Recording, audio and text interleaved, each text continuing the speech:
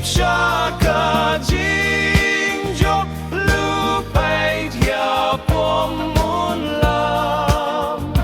kinong syunyong ubarok siya jingjot kinianga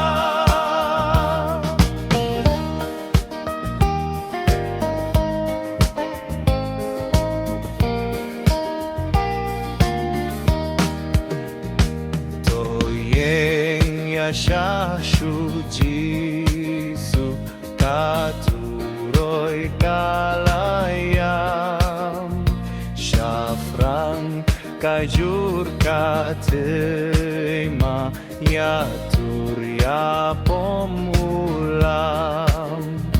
fiki baklain toyan kibun kinong jing slur kan mi na jing ma ngin job la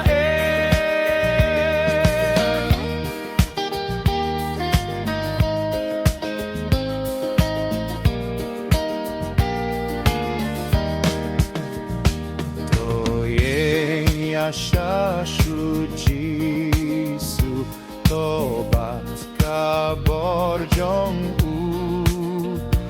wat nud ban ieng marwe kaboru bribu kandu kitiar ya pom to kieng no tu sharai to kirpat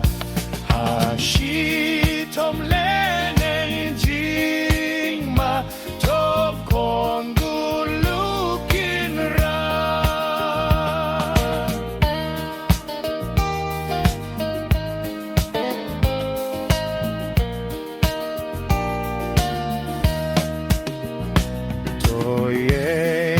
siya Jisu kajing yalenyum slem kajam katema minta la shai jingri san shem